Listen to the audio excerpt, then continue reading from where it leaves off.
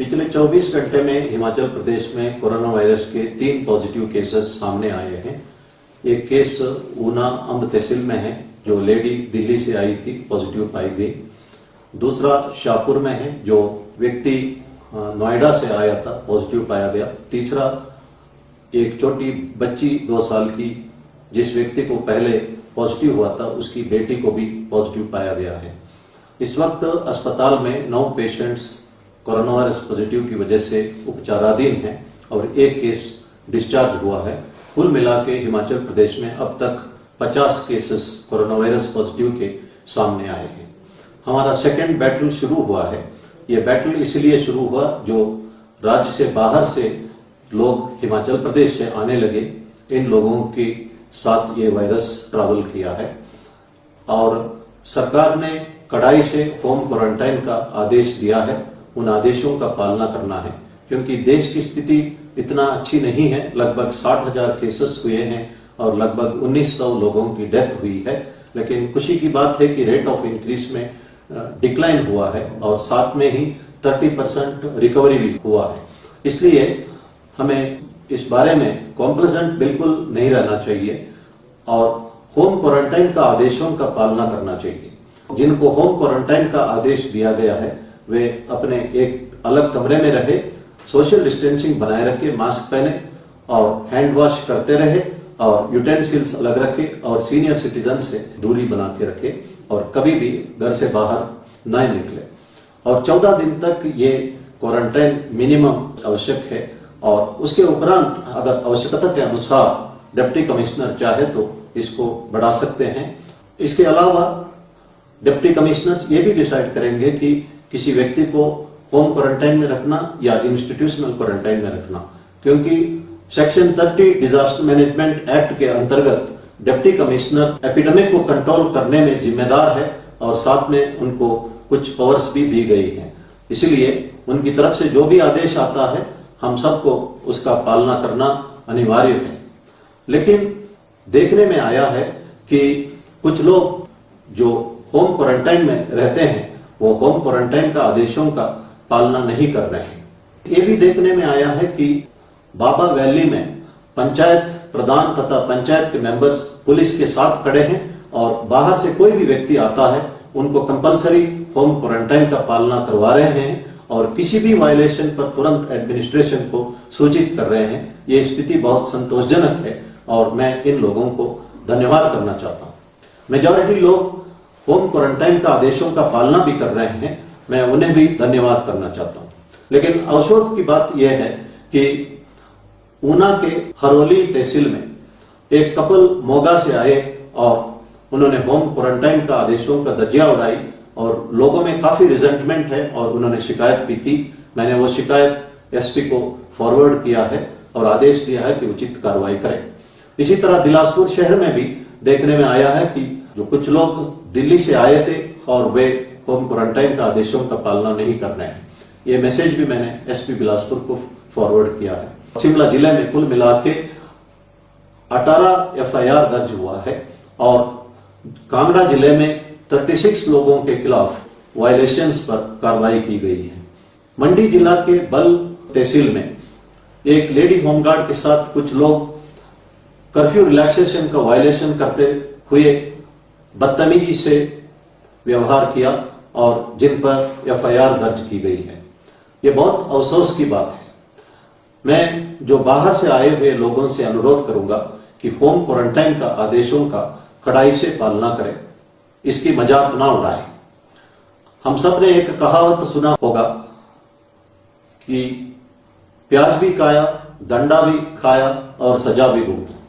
एक आदमी को कहा गया था कि सजा के बदले वो 100 प्याज खा सकता है या 100 दंडा का मार खा सकता है। उस आदमी ने कहा है कि मैं प्याज खाऊंगा, 60 प्याज खाते ही उसने कहा है कि मेरे से नहीं हो सकता है, मैं दंडा खाऊंगा। उसके उपरांत वो 60 दंडा का मार खाते हुए कहा है कि मैं सजा भुगतूंगा। जो लोग होम क्वारंटाइन में थे, हमारे पास इंस्टेंसेस है, उन्हें इंस्टीट्यूशनल क्वारंटाइन में रखा गया और उसके उपरांत वो पॉजिटिव पाए गए।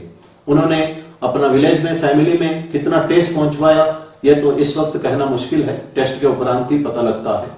मैं ये नहीं कहता हूं कि जो पेशेंट कोरोना वायरस के पॉजिटिव निकलते हैं वो किसी सजा भुगत रहे हैं, लेकिन कानून का जो धज्जियां उड़ाते जिन पर मुकदमा है उनको सजा भी हो सकती है। ये जो एग्जाम्पल है ये मोटे तौर पर एक मैसेज को कम्युनिकेट करने के लिए, इसका कोई लिटरल मीनिंग नहीं है। मैं ये कहना चाहता हूं कि जो कानून का उल्लंघन कर रहे हैं, समाज को ठेस पहुंचवा रहे हैं, उनको सोचना चाहिए कि समाज उनसे इतना ही उत्तरदायित्व एक्सपेक्ट करता है कि इन नियमों का वो पालना करें। हिमाचल वासियों ने हिमाचल को इसीलिए सेफ रखा ताकि हिमाचल के लोग सुरक्षित रहे। पिछले 2 महीने से उन्होंने बहुत कष्ट झेले हैं। अब आप सडनली बाहरी राज्यों से आके यहाँ का माहौल खराब नहीं कर सकते हैं। आपके लिए भी एक उत्तरदायित्व है, इसको आपको समझना चाहिए। मैं ये कहना चाहता हूं कि there is a big difference between human being and being human. Being human is the essential quality that is expected. कम से कम दूसरों को ठेस ना पहुंचवाए। महात्मा गांधी जी ने कहा है कि the greatest thing about humanity is not being human but being humane. भगवान साईं बाबा ने कहा है कि हेल्प एवर हर्ट नेवर। जो हर्ट नेवर है दैट इज एसेंशियल क्वालिटी। दूसरों को ठेस मत पहुंचवाइए। जो हेल्प एवर है वो उन लोग कर सकते हैं जो गांधी जी की इन बातों को समझ सकते हैं। Greatest thing about humanity is being humane.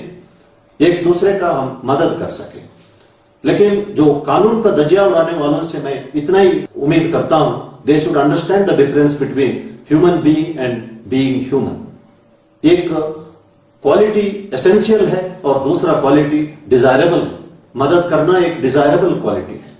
Doctor Margaret Mead America के सोशल एंथ्रोपोलॉजिस्ट रही थी। उनसे स्टूडेंट्स ने पूछा ह्यूमन सिविलाइजेशन कब शुरू हुआ।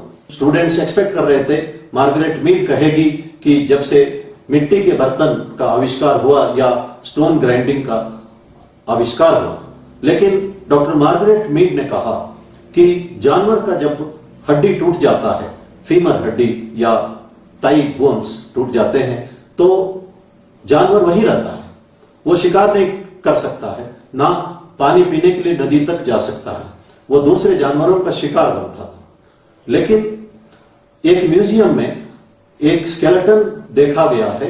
वो 15,000 साल पुराना स्केलेटन है। उसमें ताई बोन टूटा हुआ था और हील हुआ था। इससे यह साबित हुआ कि एक आदमी दूसरे का ताई बोन्स हील करने में मदद किया, उसको सुरक्षित जगह पे ले गया, उसको खिलाया पिलाया, देखभाल किया, जिस वजह से वो दोबारा चल सका। मैं ये कह सकती हूं कि 15,000 साल पहले यह सबूत है ह्यूमन सिविलाइजेशन या मानव सभ्यता शुरू हुई है। हमें समझना चाहिए कि इस मानव सभ्यता को हमें बढ़ावा देना चाहिए। लेकिन देखने में आया है कि बड़े बड़े शहरों में रेजिडेंट वेलफेयर सोसाइटी है, वे एयरलाइन स्टाफ को, डॉक्टर्स को, नर्सेस को और पैरामेडिकल स्टाफ को, आशा वर्कर्स को, पुलिस को, होमगार्ड्स को और कोरोना वायरस पेशेंट्स के साथ डिस्क्रिमिनेशन कर रहे हैं। अगर इस तरह करते रहे तो हम कह सकते हैं कि ह्यूमन सिविलाइजेशन का अंत भी हो सकता है। इसलिए इस वक्त पेशेंट्स को देखभाल करना हम सबका कर्तव्य है।